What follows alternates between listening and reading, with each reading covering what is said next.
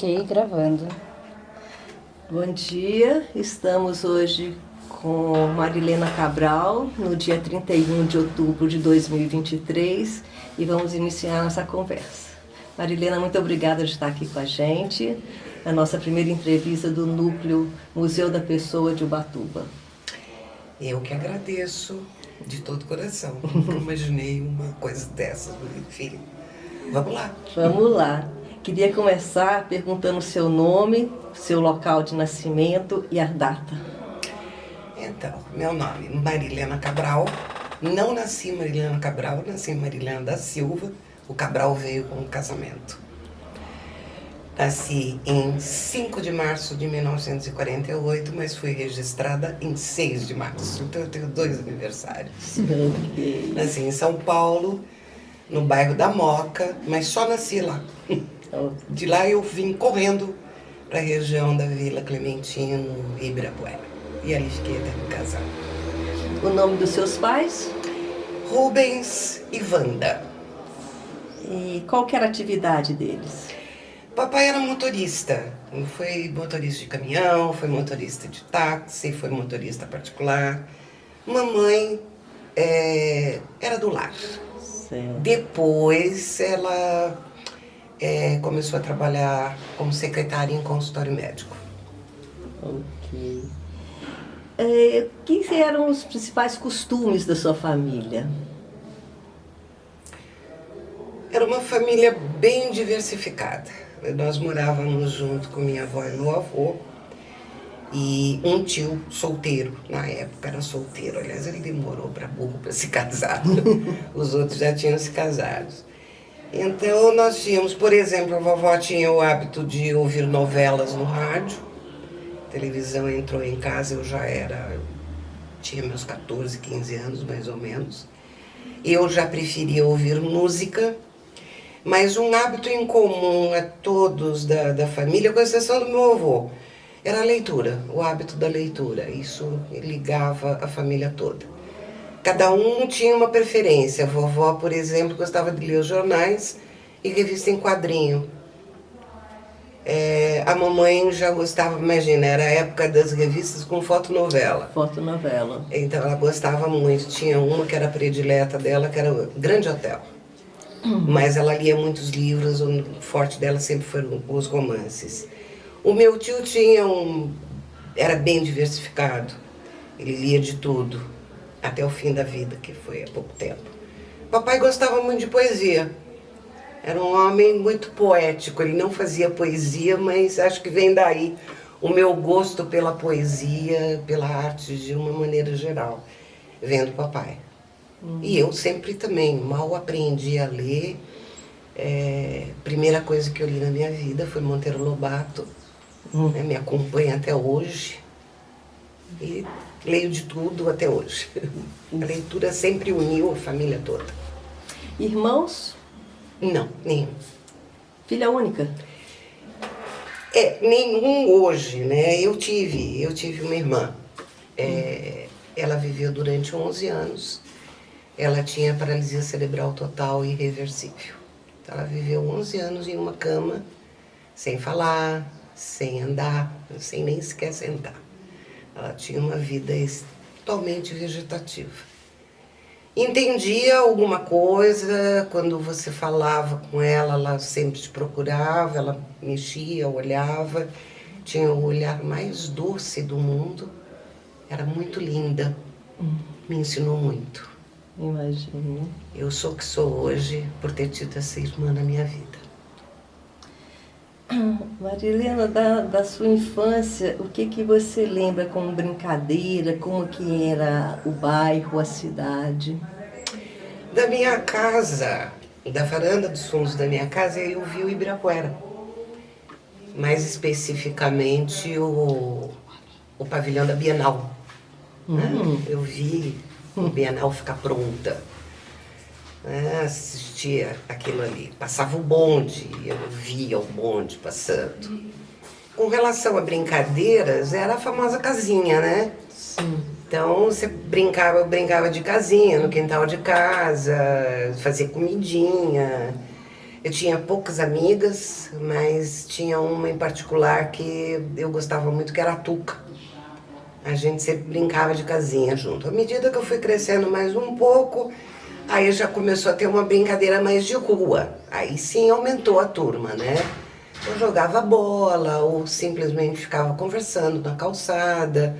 Imagine, naquela época, a rua onde eu morava ainda era de terra. Na divisa do bairro Vila Clementino com Ibirapuera, você ainda tinha a rua de terra, o asfalto veio depois. Quando eu saí de lá já tinha o asfalto, mas na minha infância era a rua de terra. A origem da sua família?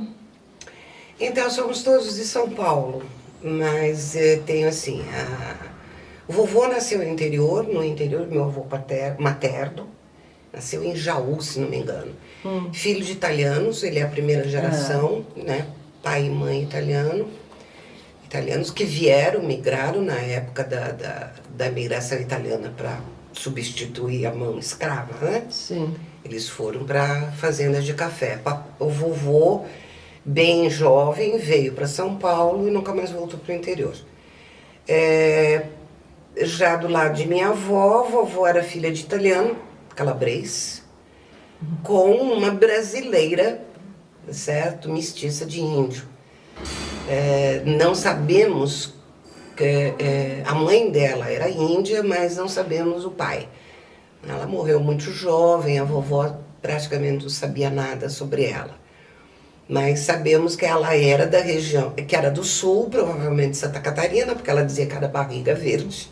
Sim. E era filha de Índia com um europeu agora. Se era italiano, espanhol, português, não sabemos. Sim. Provavelmente espanhol ou português, se é que é da região de Santa Catarina. Ela deve ter nascido antes dessa primeira grande migração italiana, né? Antes da liberdade dos escravos. Então ainda teve uma influência muito grande de espanhóis em Santa Catarina, né? Então fica aí uma grande incógnita. Isso por parte materna. Por parte paterna eu também sei menos ainda. Papai ficou órfão de mãe com 6 meses de idade. Então ele não sabia nada a respeito da mãe. Meu avô, de descendência portuguesa, mas também pouco sabia a respeito. Já era neto de portugueses, né? Não sabemos aí a miscigenação, qual foi por parte do papai. A parte da mamãe tem aí uma salada de italianos, uma incógnita europeia e índio. Então é aquela coisa típica brasileira, né? Miscigenação. Marilena, vamos lembrar da sua infância, escola, brincadeiras, o que existia de criatividade dentro de casa e com relação ao seu primeiro período de escola. Eu fui para a escola, tive o privilégio de ir já para o jardim da infância. Naquela época era difícil, né? Uma criança antes de 6 anos de idade ir para a escola. Até com 6 anos, geralmente ia direto com 7 anos para o primeiro ano. Mas eu tive esse privilégio de fazer um jardim da infância, de fazer um pré-primário. Na época, né? Jardim da infância e pré-primário. Numa escolinha que não existe mais, uma escolinha de freiras, da rua Borges Lagoa, escolinha, a gente chamava de escolinha porque era bem pequena. Escola São Francisco de Assis. Ali eu tive as minhas primeiras experiências no teatro, né? As primeiras apresentações, aquelas coisas de festinha de escola, de decorar a poesia e declamar a poesia, de pequeninhas peças teatrais, né? A partir fui crescendo ali, até o 4º ano primário. A escola tinha só até o 4º ano. Dali, quando eu fui para o ginásio, eu fui para outra escola de freiras, aí um pouquinho mais distante de casa, que era a Cristo Rei. Né? Terminei lá, fui até o 2º grau incompleto. Não completei o 2º grau. Brincadeiras, muita brincadeira de roda. Na escolinha, eu tinha um certo privilégio. Tinha a escolinha na frente, nos fundos era a casa das freiras, né? O claustro e tudo mais, tinha uma capelinha. E como eu era extremamente bem comportada, isso na frente das freiras, eu tinha acesso à capela, à gruta, até ao refeitório das freiras. Eu tinha, assim, uma... Cheguei até num momento da minha vida a pensar em ser freira, imagina, né? E tinha um pequeno pomar nos fundos e eu também tinha acesso a esse pomar, né? Então, de vez em quando, eu ia para o pomar. E, principalmente na época de amora, tinha ali um verdadeiro caramanchão de amoras e era uma delícia. E eu tinha livre acesso, então eu pegava amora para distribuir depois para os outros que não tinham acesso. Sim. Então era uma coisa bem gostosa. Mas a brincadeira que eu mais gostava realmente era a brincadeira de roda. Nós brincávamos muito de roda. Isso na escola, né? Mas aprendi, por exemplo, a jogar peão. Eu jogava peão bem, eu pegava inclusive o peão na mão, que era considerado uma brincadeira de moleque, né? Gostava de empinar pipa, do mesmo jeito que eu gostava de brincar de boneca e de casinha, eu tinha também esse lado moleque de rodar um peão, de empinar um papagaio, né? Uma pipa. Gente, eu atirava com estilingue, com mamona. Inclusive nos fundos da minha casa, fora, né? Não dentro da minha casa, mas no terreno, fora de casa, tinha um pé de mamona e a gente pegava a mamona para brincar com estilingue. Então eu fui meio moleca, né? Eu tinha brincadeiras de menino também. Não havia tanta preocupação, pelo menos comigo, com aquela coisa de brincadeira de menina ou de brincadeira de menino. Eu tive esse privilégio, né? Consegui ter esse lado moleque também.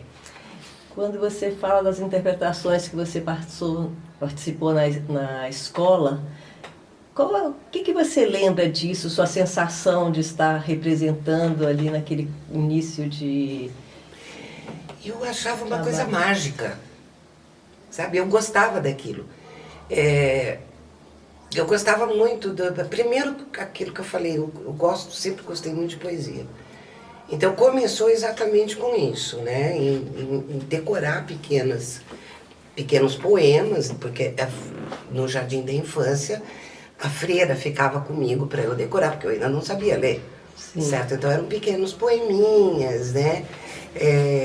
Números musicais, pequenos números musicais das freiras. Essas freiras eram extremamente festeiras. Então a gente sempre tinha festa de São João, festa de São Pedro, as festas de final de ano, né? Então todas as classes se apresentavam. Então eu achava aquilo fascinante, eu decorar alguma coisa e depois falar para todo mundo ouvir, né? E todo mundo gostava de me ouvir. E eu gostava de falar para as pessoas, eu sempre gostei disso, né? Essa coisa da comunicação com o outro ser humano. Para algumas coisas, em determinadas situações, eu posso dizer que eu até tenho uma certa timidez, certo? Mas na hora de me comunicar, na hora de passar uma ideia para alguém, sei lá, acho que eu visto uma personagem e essa timidez desaparece. Então existe uma ambiguidade aí dentro de mim, e isso desde criança, né?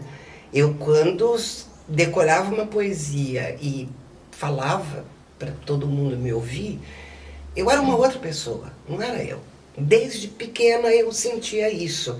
E quando eu era pequena eu já não fazia a menor ideia o que era teatro. Era uma coisa mesmo intuitiva. O meu primeiro contato com arte dramática não foi assistindo um teatro, foi cinema. Certo? Desde pequena eu sempre fui muito ao cinema.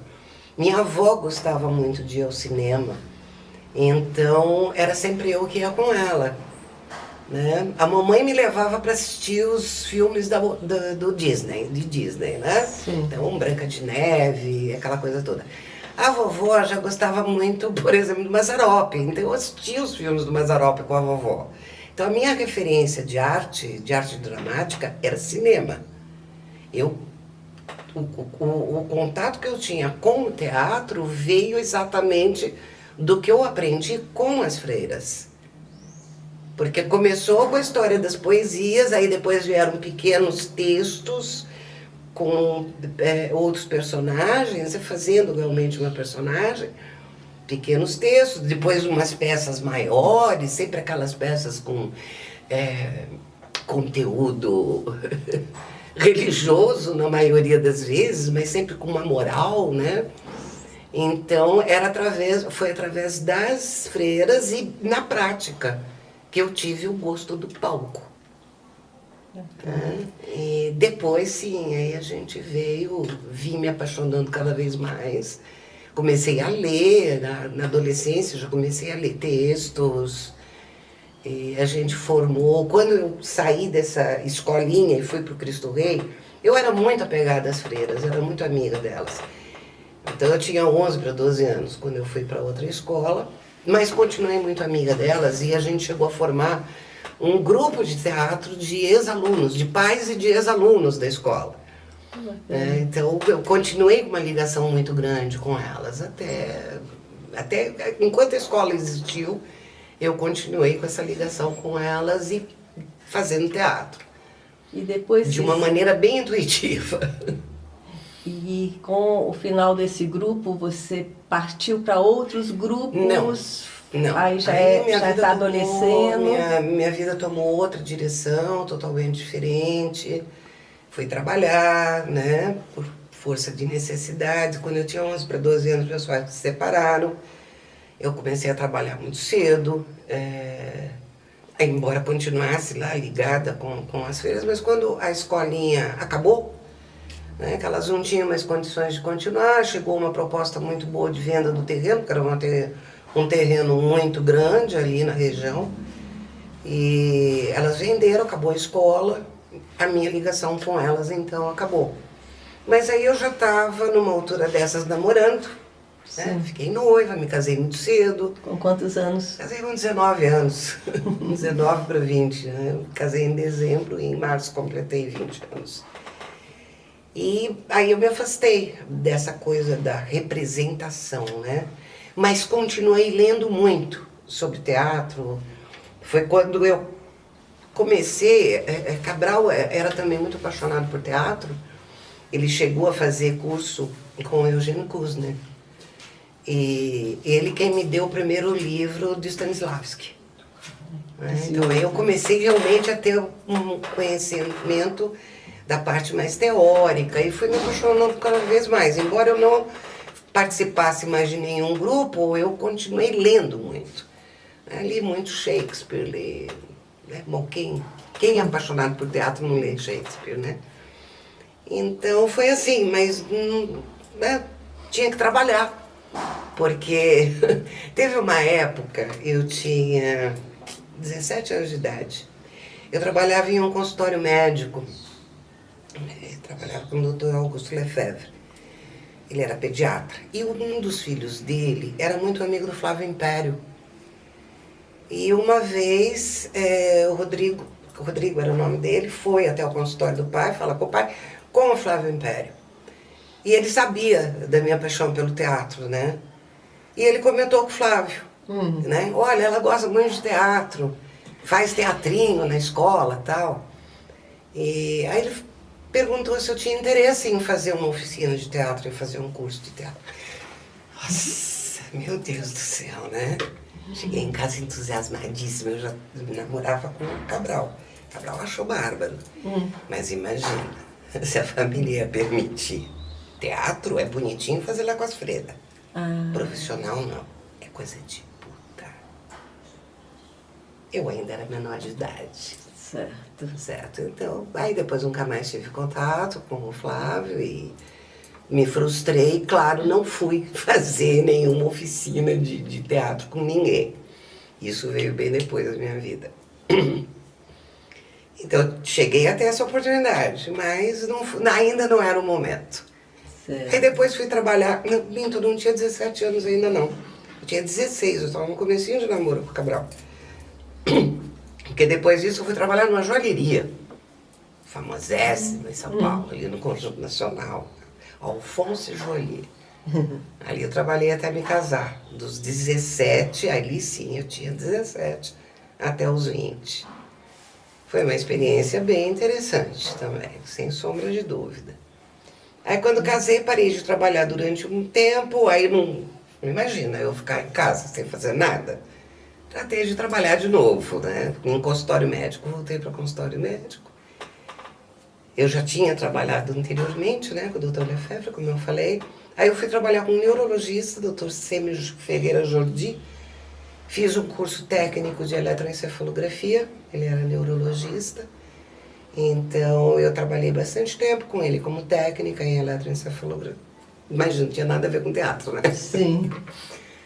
E fui secretária dele, né, recepcionista do consultório e tal. Foi uma experiência também bem bacana, uma pessoa que foi muito querida na minha vida, né, me ajudou bastante, foi um cara muito importante na minha vida. Bacana. O Dr. Semi, eu guardo ele com carinho. E filhos? Os filhos começaram a vir quando eu tinha 25 anos de idade. Eu demorei um tempo, né? Eu falei, loucura sim, burrice não, né? Vamos casar cedo, mas primeiro vamos ver como é que é essa história de casamento. Cabral concordava plenamente, né? Aí chegou um momento que eu falei, bom, tá na hora, vamos? Então eu tive Patrícia com 25 anos de idade. Depois, aos 27, eu tive o Rodrigo. E aos 33, 2 dias depois do meu aniversário, veio o Rafael, o meu pequeno, que hoje tem 1,90 m de altura. E que já me deu 2 netos, né? A Tainá e agora o Caetano. Rodrigo me deu uma neta, a Alice. E Patrícia me deu o Dante e o Thales. E esse período, todos os filhos nasceram em São Paulo? Todos nasceram em São Paulo. Todos eles nasceram em São Paulo. Patrícia e Rafael na maternidade de Matarazzo e o Rodrigo no Santa Paula. Certo. O seu deslocar... Mas nessa época, quando eles nasceram, embora eles tenham nascido em São Paulo, eu não morava em São Paulo. Eu morava em São Bernardo do Campo. Teve um período da vida que... Mas São Bernardo era praticamente, ainda é até hoje, quase que um bairro, né? Você não sabe mais quando você está em São Paulo, quando você está em São Caetano, quando está em São Bernardo. E já era assim naquela época. Então nós morávamos em São Bernardo, mas a médica era em São Paulo. Toda a vida da gente praticamente era em São Paulo, né? Em que momento você voltou para as artes? Pois é, a escola das crianças. Na hora de começar a fazer a Patrícia, eu coloquei Patrícia numa escolinha chamada Sininho. Era só educação infantil. Depois a escola cresceu, tudo. E era uma escola pequena também. Patrícia foi a primeira aí. Aí logo você forma aquela amizade, né, entre mães, começa a trocar ideia. E aí veio a primeira semana da criança, e aí o que a gente vai fazer, o que não vai fazer, e foi quando souberam, né, que eu gostava de teatro, então vamos fazer uma pecinha e tal, e eu comecei a fazer com as professoras da escola, a fazer teatrinho para as crianças, aí gostaram da ideia, e voltei. Eu me lembro, depois no ano seguinte, aí o Rodrigo também já estava, e eu fiz um número com uma das professoras de palhaço. Foi a primeira vez que eu encarnei um palhaço. E aí eu escrevia também os textozinhos, né? Eu inventava junto com a Dora, essa professora. Então eu era uma palhaça, ela era outra, a Lelé e a da Cuca. E aí eu não contei para as crianças, eu não contei para a Paty e para o Rodrigo que eu ia fazer palhaço, né? Mas a Paty me viu me pintando. Aí eu falei, não conta para o teu irmão. E ela sempre foi muito cúmplice, né? Desde pequenininha. E na hora da apresentação, que eu comecei a falar, eu ouço a voz do Rodrigo. É a minha mãe. Ele reconheceu a voz. Paty, é a mãe, ele falava, né? Aquilo foi maravilhoso, né? Foi muito gostoso, foi muito bom. E aí também comecei a dirigir, inclusive, as próprias crianças, né? Nos númerozinhos de apresentação de final de ano e tal. E aí voltou, né? Toda aquela vontade de fazer teatro novamente. A semente brotando. Exatamente. Aí viemos para Ubatuba e aí foi mais forte ainda a coisa. Ubatuba, você está aqui há quanto tempo, mais ou menos? Eu vim em janeiro de 86.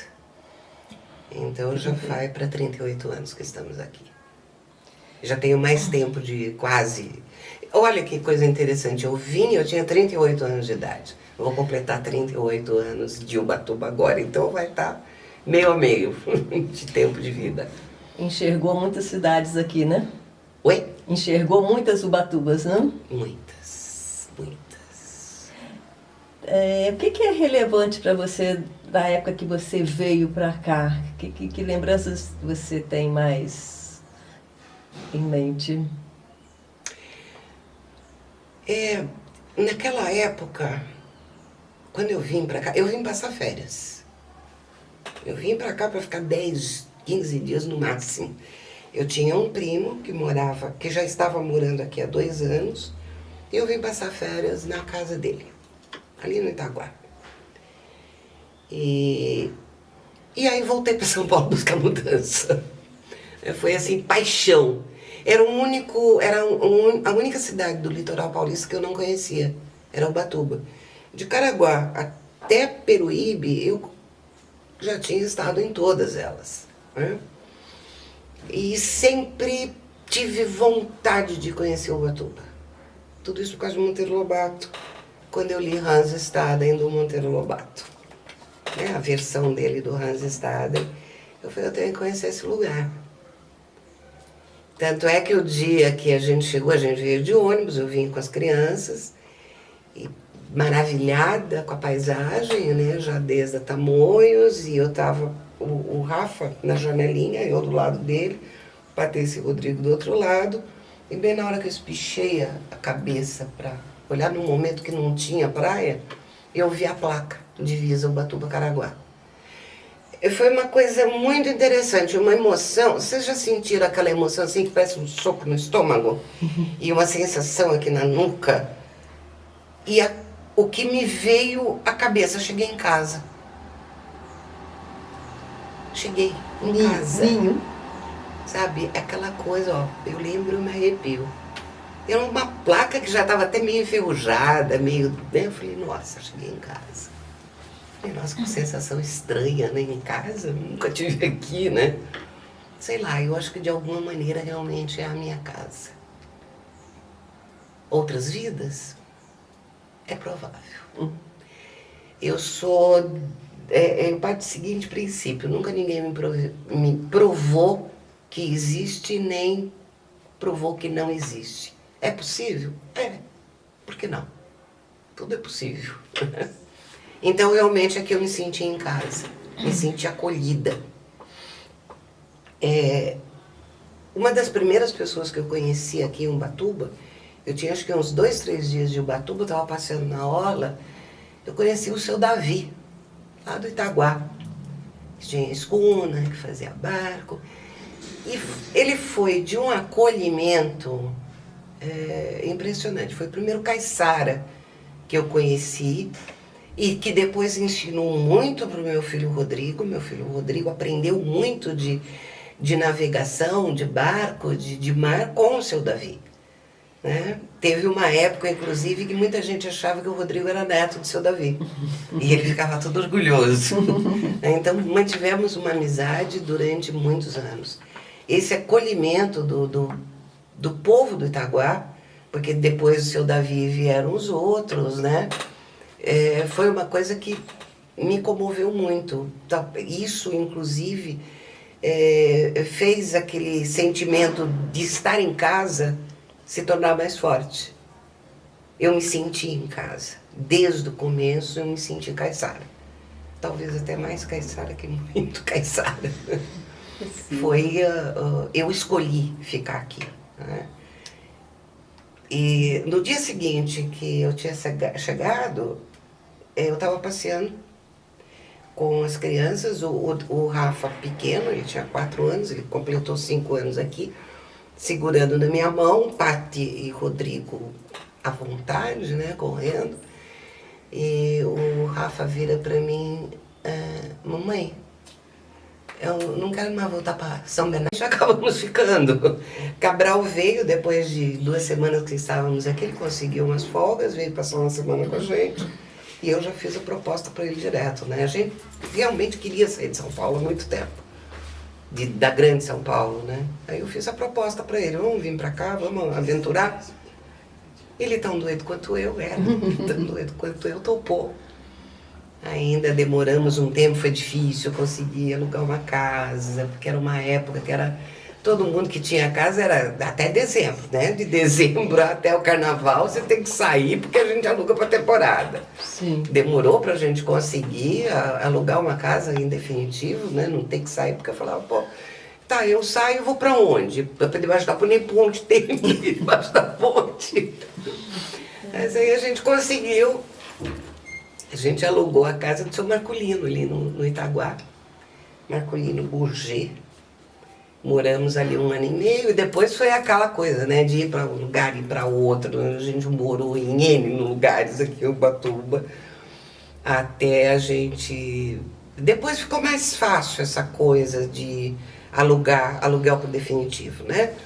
Então teve vários lugares que a gente conseguiu ficar bastante tempo. Até adquirir a casa onde eu estou até hoje. Isso já vai para 17 anos que eu estou aí. Muito bem. Marilena, me conta um pouco da sua trajetória com relação à cultura da cidade, suas atuações. Eu sei que tem uma riqueza grande aí. A gente... Quer um intervalo? Não, dá pra gente continuar um pouquinho mais. Então, logo que eu cheguei aqui, Paty e Rodrigo foram pro Altimira. O Rafa ainda em casa, depois ele foi para a EMEI ali do Itaguá. Aí eu já me envolvi com a PM, né, do Altimira. Já comecei a ajudar a organizar a festa. Naquela época, o Altimira tinha a barraca, inclusive, da festa de São Pedro. Né? Uma das barracas da festa de São Pedro era da Escola Altimira. Era super animada naquela época. Era bem gostoso, era bem diferente do que é hoje a festa de São Pedro. Depois, no ano seguinte, só que eu coloquei o Rafael na EMEI, foi quando também, aí junto com a Patrícia, eu fiz a parceria com a Patrícia para fazer na Semana da Criança uma festinha onde aí eu e ela éramos os palhaços, eu revivi a Leleia da Cuca, né? E Paty também, logo, a Fundarte estava começando também, então eu já comecei a me aproximar da Fundarte. Conheci Renato, antes de conhecer Renato, que foi o segundo presidente, né? O primeiro foi Flávio Girão, durante um período curto, mas antes de conhecer o Renato, eu conheci o Gil e Conrado. Sim. E o Gil e o Conrado tinham o envolvimento com o meio ambiente, né? Quando a Fundarte foi formada, havia o grupo de ecologia, não era nem meio ambiente ainda. E eu também sempre fui muito preocupada com esse assunto. Então eu comecei na Fundarte participando do grupo de ecologia, junto com o Gil e o Conrado. O Gil e o Conrado, inclusive, eles tinham um programinha no rádio. Lembro. Aí depois o Gil também participava do grupo de teatro, né? E através do Gil fui também para o grupo de teatro, depois fui para o grupo de história também, eu participei de diversos grupos, cheguei a ser coordenadora do grupo de história e tal, mas a minha paixão realmente estava no teatro. A Paty, já também, né, pré-adolescente, já se envolveu com o grupo que o Gil fazia parte, era Gil, Bado, Delay, começou a fazer teatro com eles, independente de Fundarte. Eu aí comecei a trabalhar também no ano seguinte, então já não tinha mais muito tempo, mas então eu me dedicava mais à parte mesmo do grupo de história e de ecologia. Cheguei aí com o Gil e com o Conrado até São Sebastião para ver como funcionava a coleta seletiva de São Sebastião. porque foi na época que eles começaram. Então tem uma história aí longa, de 30 e tantos anos de luta pelo meio ambiente. Né? Sim. Eu tenho já isso daí. Conrado deve lembrar bem disso daí. Conrado, Gil nem sei onde é que anda. Conrado tá aí pertinho. Sim. Que é uma pessoa também bem interessante. Mas aí depois eu comecei na gestão do Renato, que foi logo no ano seguinte, começou a oficina de teatro. Moacir teve uma grande influência, ele pediu, ele era lá o gerente do grupo de teatro. Aí ele apresentou lá um rapaz que veio fazer oficina de movimento, de corpo. Foi a primeira oficina da Fundarte.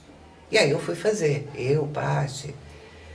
Mas foi uma coisa que não foi muito pra frente, o garoto não era tudo aquilo que ele falava que era.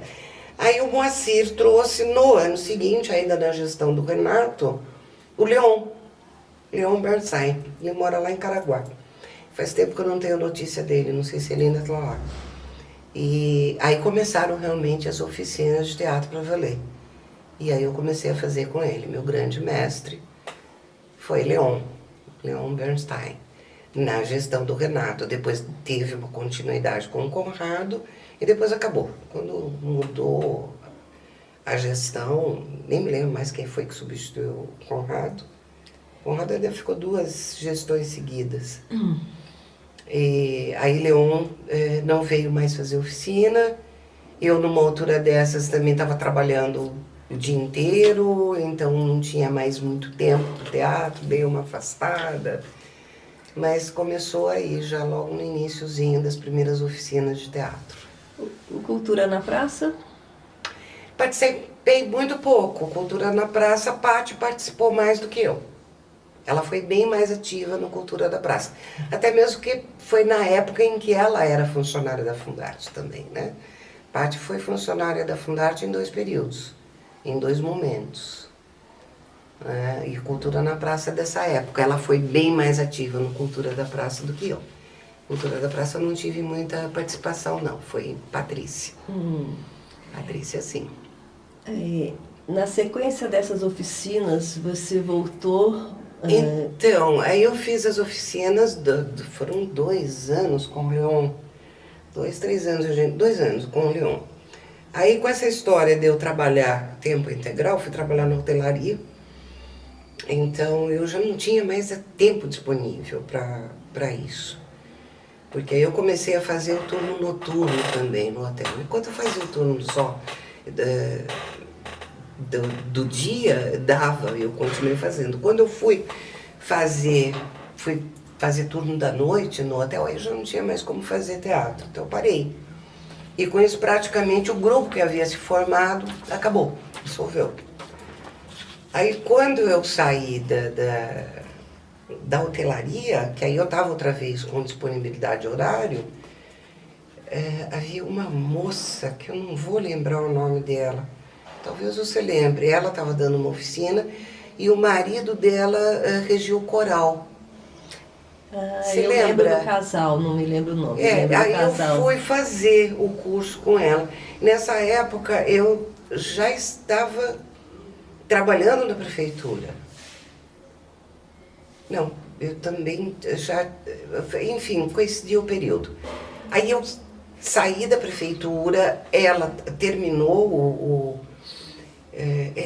era uma oficina bem fraquinha dela. Quando eu percebi, eu estava dando oficina no lugar dela, sabe? Eu falei, opa, tem alguma coisa errada aí. Né? Aí ainda era a gestão do Zizinho. No ano seguinte ela não apresentou oficina, não apresentou projeto, nem ela nem o marido. Acho que foram embora da cidade. O Leon me incentivou muito a apresentar um projeto. Eu havia saído da prefeitura, era Lili, a presidente da Fundarte. Eu era, inclusive, coordenadora do grupo de história na época. E aí, por incentivo do Leon, ele falou, não, eu te ajudo a fazer o projeto, eu te dou todo, você tem toda a condição de você ministrar a oficina, vai fazer que vai dar certo. E foi então quando eu apresentei o projeto, foi aprovado, inicialmente pouca turma, depois cresceu. Né? Foi praticamente, o projeto foi aprovado até mesmo porque não tinha nenhum outro projeto, e foi um experimento, vamos experimentar, vamos ver se dá certo. E deu.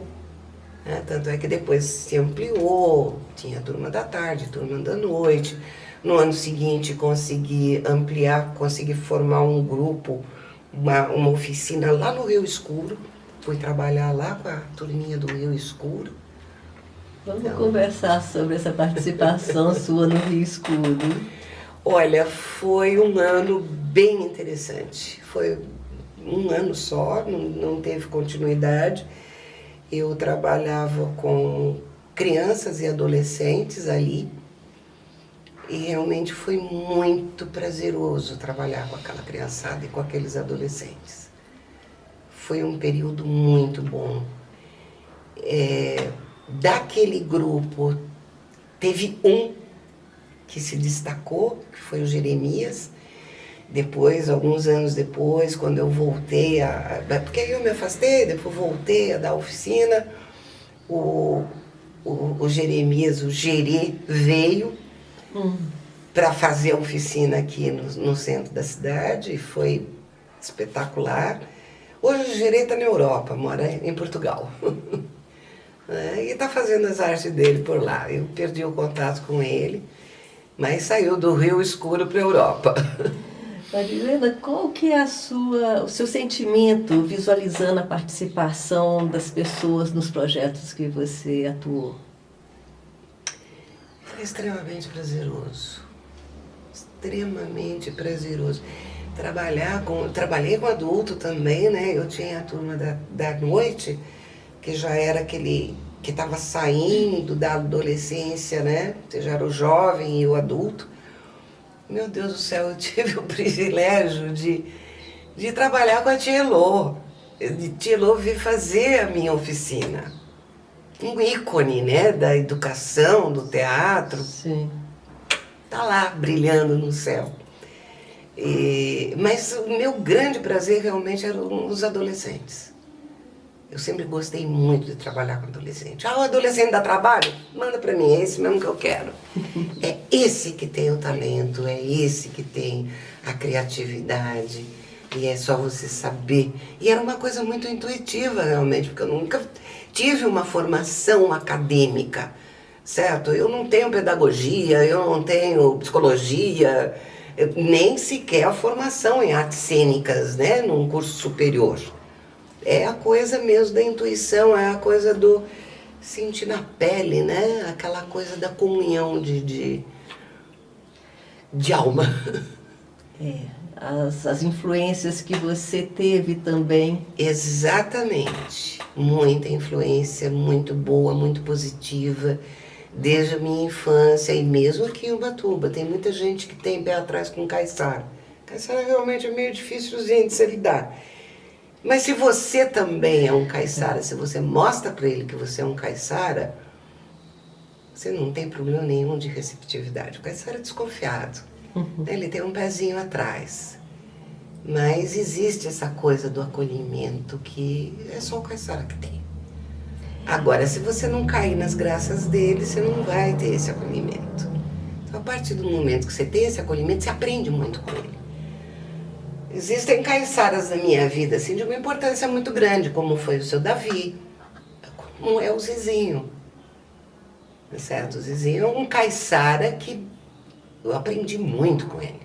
Ainda aprendo, né? Ele tem muito que ensinar pra gente. Com certeza. Né? A turma lá do Puruba, Caçandoca, meu Deus, Camburi, seu Genésio do Camburi. Quanto que eu aprendi com o analfabeto que só conhecia a letra O porque sabia que era uma rodinha. Mas quanta sabedoria naquele homem. Quanto que eu aprendi com ele. O prazer que foi para mim uma vez que a gente levou o grupo de teatro para o Camburi e se apresentou no Camburi, a primeira vez na vida que eles tiveram, né, viram que era um teatro. Foi muito prazeroso. Nem me lembro mais que ano foi isso, mas a gente foi. Apresentou no Camburi com seu grupo de teatro. Exatamente, com a turminha da Fundarte.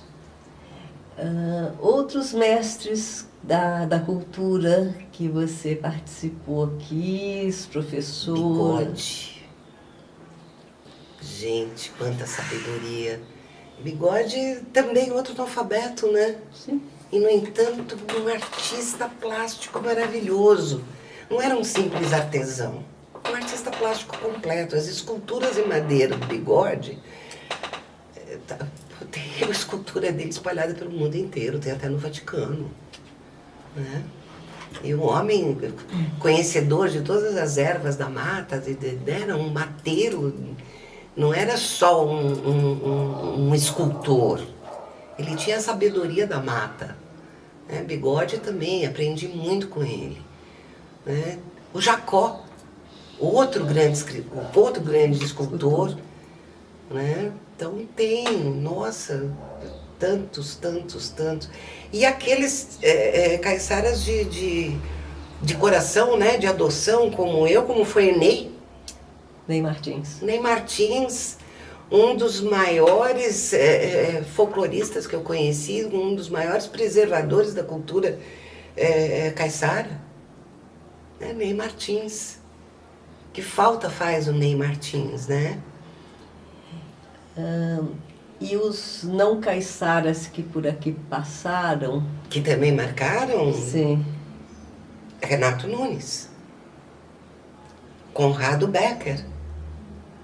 Renato Nunes foi de uma importância para Ubatuba, dentro da área das artes, fantástico. Flávio Girão.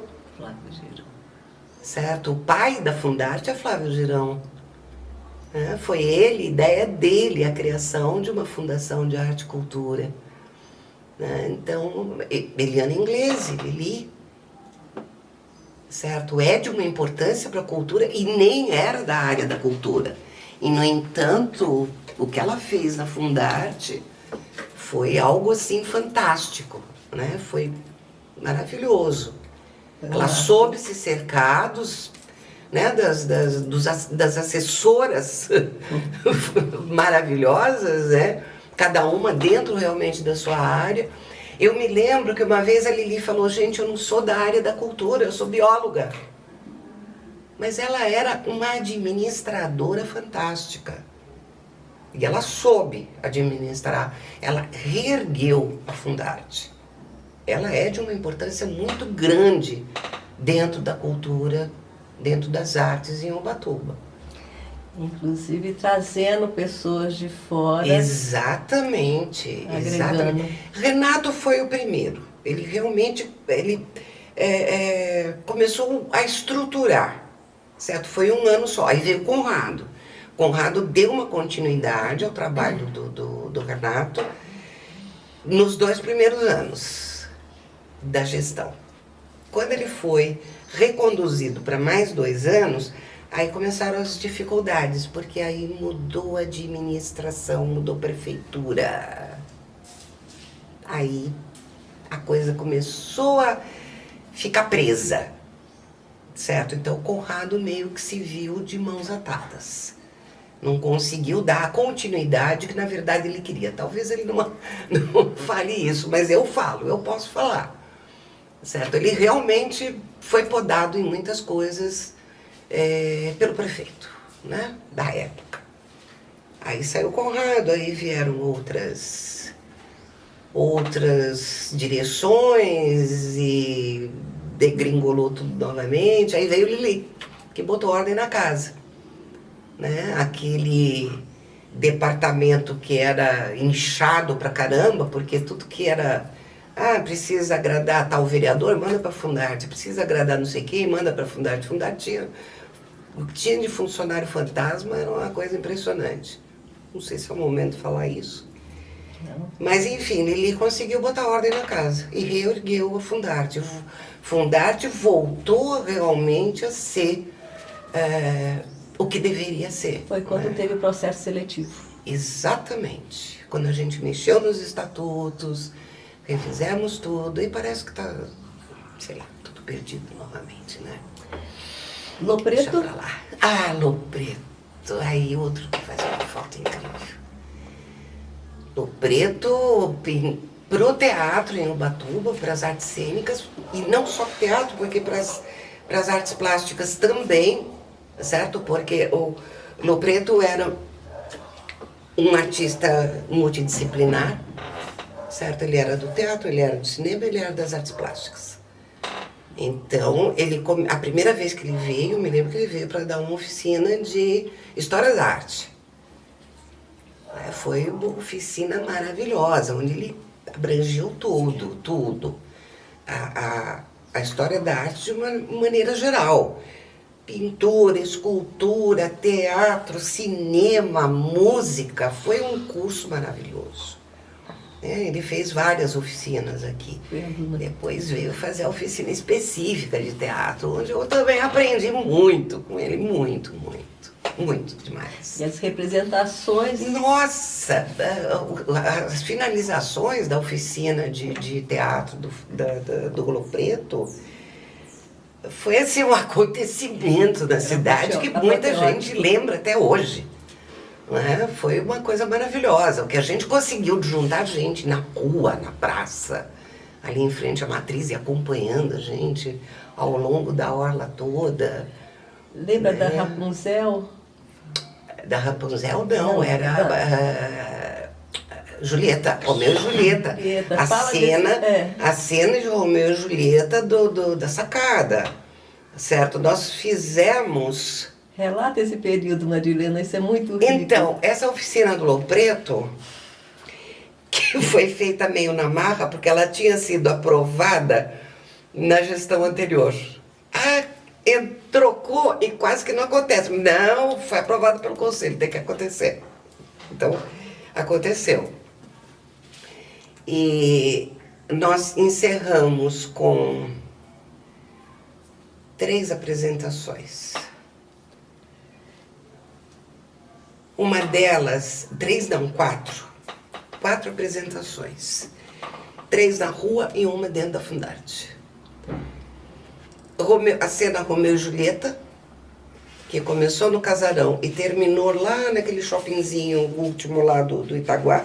A mesma cena, representada 21 vezes das maneiras mais inusitadas. Então nós tivemos assim, a cena clássica, Julieta tradicional, Romeu tradicional. Aí, isso lá na Fundarte. Eu não me lembro quem foi que fez a Julieta. Na sacada. Eu não me lembro quem foi que fez a Julieta. Mas o Romeu, quem fez, foi o menino que faz teatro hoje em São Paulo, o Hérnica, Rafael Hérnica. Rafael Hérnica. Aí, dali, nós fizemos na praça, no Coreto, várias cenas ali. Fizemos uma com o Luizinho e a menina, não me lembro o nome, eram meus alunos. Os dois, aquela cor jambo, caracterizados como uma pintura de... oh, meu Deus do céu, o que foi pro Haiti, o Havaí, o Haiti. Nossa, como é que eu esqueço o nome do artista, meu Deus, contemporâneo de Van Gogh, amigo de Van Gogh, que retratou as mulheres com... Daqui a pouco eu lembro o nome melhor, a idade chegando aí. Uhum. Os dois fizeram uma cena maravilhosa, isso ainda foi durante o dia. Depois uma cena no Coreto também, mais tradicional. E a terceira cena, já à noite, o Igor Martins, de Julieta, altíssimo, 1,90 m de homem, né? E Tilo de Romeu. Como o Tilo, daquela época, já estava na fase que estou hoje, eu, que não consegue mais memorizar, ela precisava de um ponto, né? De alguém para ficar soprando. Então, criou-se um terceiro personagem. Uma moita, no caso, a própria, eu me vesti de moita e eu acompanhava o Romeu para onde ia, com o texto na mão, falando para ele. Então eu acabava interagindo porque eu também queria ser o Romeu, certo? A ponto assim, também teve um momento que o Igor lá do... Ô moita, o que é mesmo que eu tenho que falar que eu esqueci? Então foi assim, marcou muito mesmo. E dali continuou, né? Fizemos antigo prédio da Câmara, hoje é Secretaria de Turismo ali, né? Sim. Alguma coisa assim. Tinha uma Julieta em cada janela e um Romeu só do lado de fora, interagindo com as Julietas todas. Né? Teve outra ocasião que eram 2 Romeus para uma Julieta. Então foi assim, né? Desde aqui nesse shopping perto do aquário, ali foi feita uma cena também. O Romeu, inclusive, quem fez foi o Vitor, não me lembro quem foi que fez a Julieta. Os 2 de caipira. Os 2. Foi a coisa mais linda. E nesse mesmo local também tivemos 2 Julietas. Era Julieta e Julieta. Como também tivemos 2 Romeus. Foi assim, o Lô Preto viajou total, né, na criação. E a última Julieta, que foi lá naquele shoppingzinho do Itaguá, eu fiz a Julieta.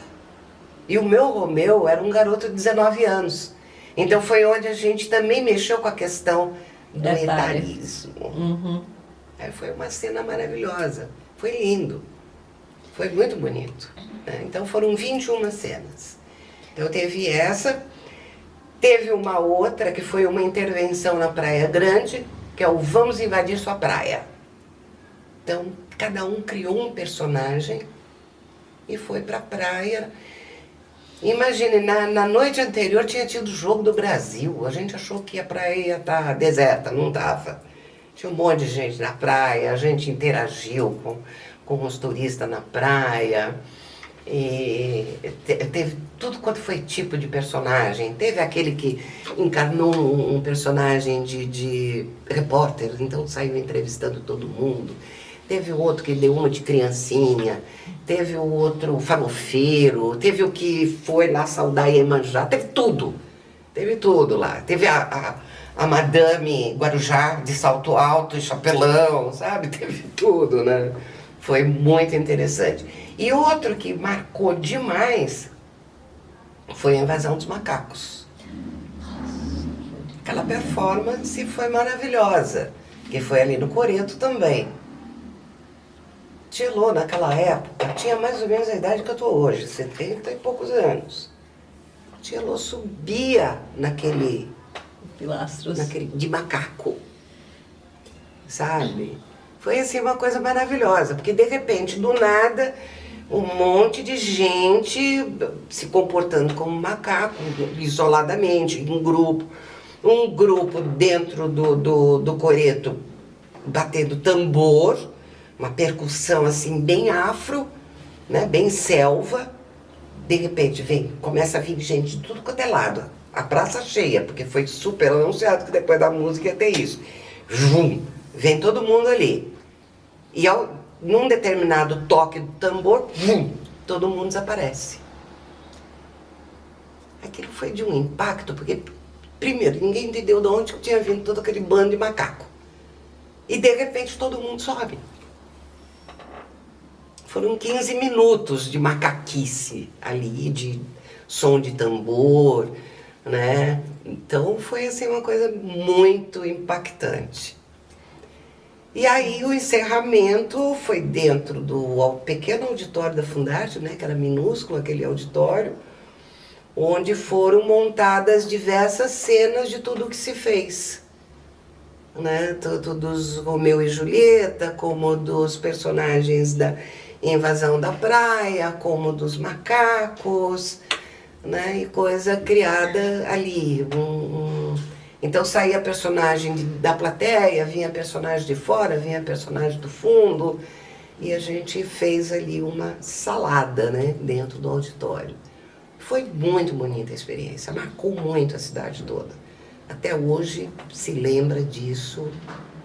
Tem muita gente que lembra. Tem gente que até hoje ainda me fala, ô, Moita! Marilena, essa trajetória sua, participando de tantos grupos, muita semente, como que você sente isso com relação à cidade? Olha, é muito gratificante saber que frutificou, sabe? De uma maneira ou outra, principalmente com relação à arte, né? Com relação ao teatro especificamente. Frutificou de uma forma maravilhosa. Eu não gosto de falar ex-aluno porque eu não sou professora. Eu não tenho essa formação acadêmica. Eu apenas procurei, indiretamente até hoje eu procuro ainda isso, passar para o outro, seja criança, seja jovem, seja adulto, uma experiência minha, né? Um aprendizado meu. Eu aprendi alguma coisa que eu quero passar para você. E eu vejo que isso frutificou. Eu tenho, por exemplo, um ex-aluno, que hoje dá aula em curso superior aqui na região do Vale, que é o João Alberto. Eu tenho Muri, a Muriel está na França com um grupo de teatro dela, onde ela faz a oficina, que é a minha oficina. Tem o Pedro, que está na Inglaterra, fazendo doutorado em artes cênicas e dando oficina de teatro. Então, frutificou, né? E, sei lá, deve ter... Tem o Gerê, que está lá em Portugal, perdi o contato com ele, mas eu sei que ele andou também fazendo arte lá por Portugal, que saiu lá do Rio Escuro. Tem Matisse, que também está na França, que também está fazendo teatro. Ele tinha parado durante um bom tempo e voltou a fazer teatro lá na França. Ele tem lá o trabalho dele e tal, mas faz teatro também. E, né, a primeira limpeza da pedra foi eu que fiz. Chegou tudo pedra bruta na minha mão. E eu limpei a pedra. Joguei pro Orives, o universo. Sua generosidade. Não sei se é generosidade, mas é o que eu gosto de fazer. Eu me sinto bem fazendo isso. Eu gosto de dirigir, eu gosto muito de atuar. Até porque estou com saudade de atuar. Eu até já pedi pro Vitório Colacco, que durante um bom período foi meu grande sócio, meu grande parceiro no teatro. A gente deu oficina juntos bastante tempo e a gente continua com uma ligação muito forte até hoje. E eu já pedi pro Vitório. O Vitório escreve muito, né? Ele escreve também, além de dirigir. Eu pedi para ele, Vitório, faz um texto para mim, faz uma comédia. Eu quero voltar a atuar. Faz assim, né? Abordando os problemas da terceira idade, de esquecimento, alguma coisa que se de repente eu esqueci o texto, eu falo, peraí, eu esqueci, posso pegar, né? Voltar a ser Moita.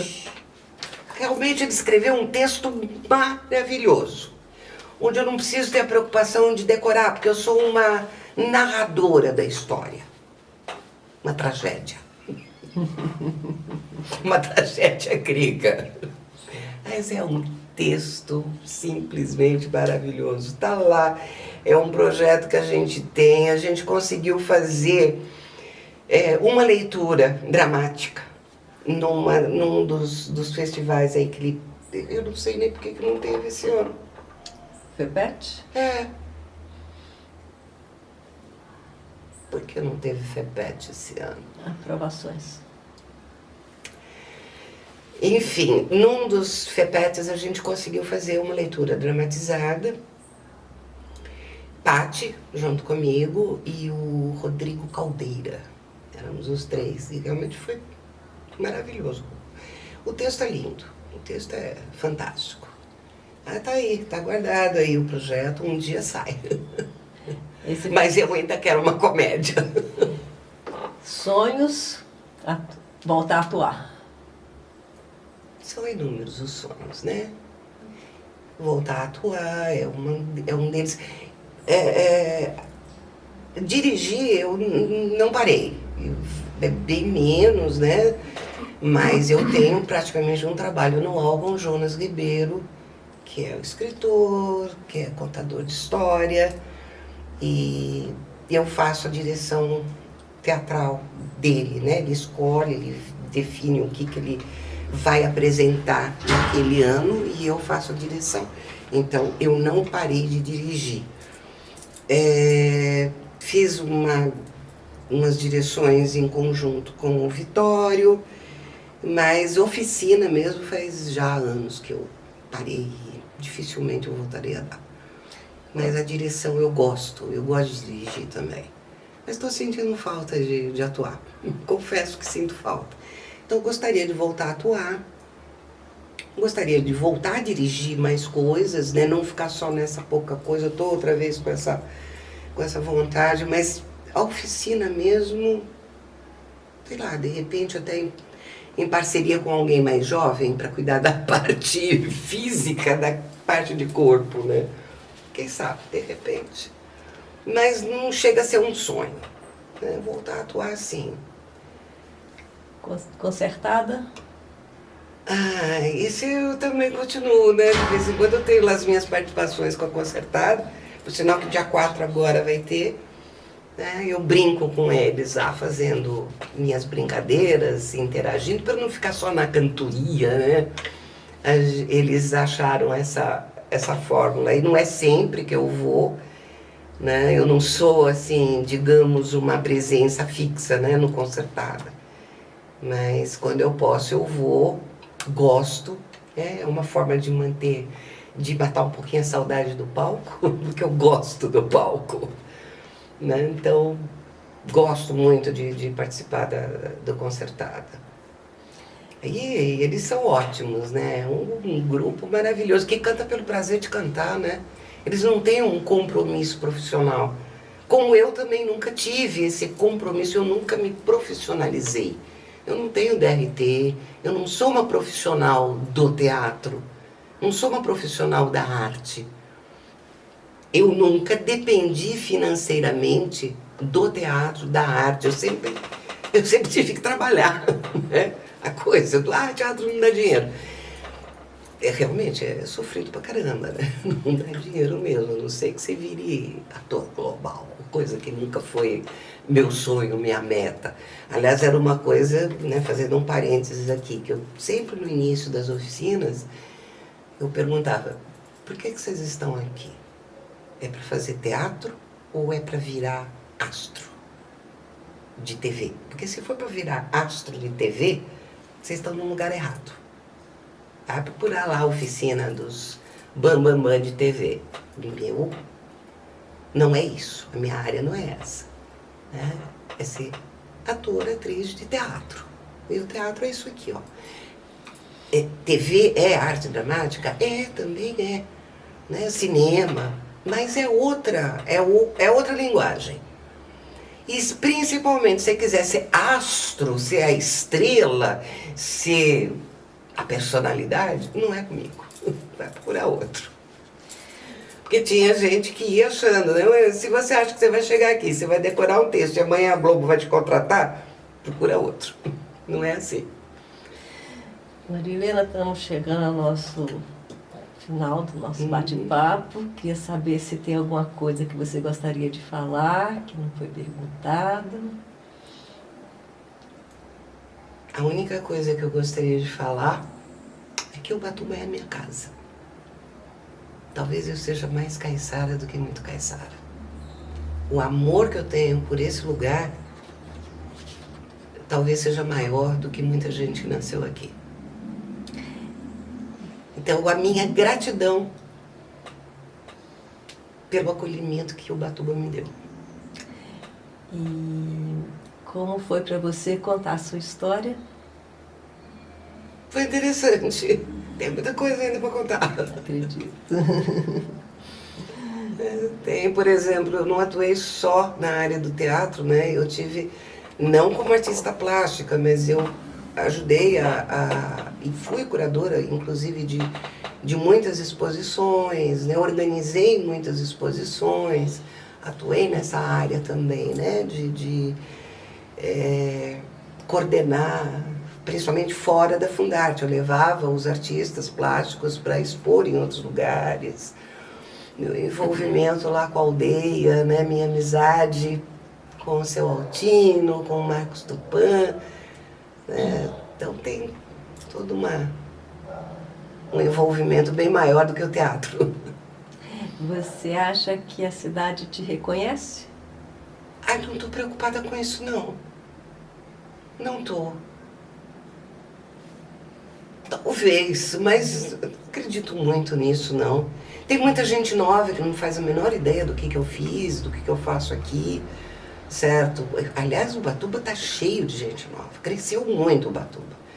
Os mais antigos, os caiçaras mais antigos, talvez ainda lembrem de alguma coisa minha, né? Agora, se tem reconhecimento, se eu fiz alguma coisa para ter esse reconhecimento, não estou preocupada com isso.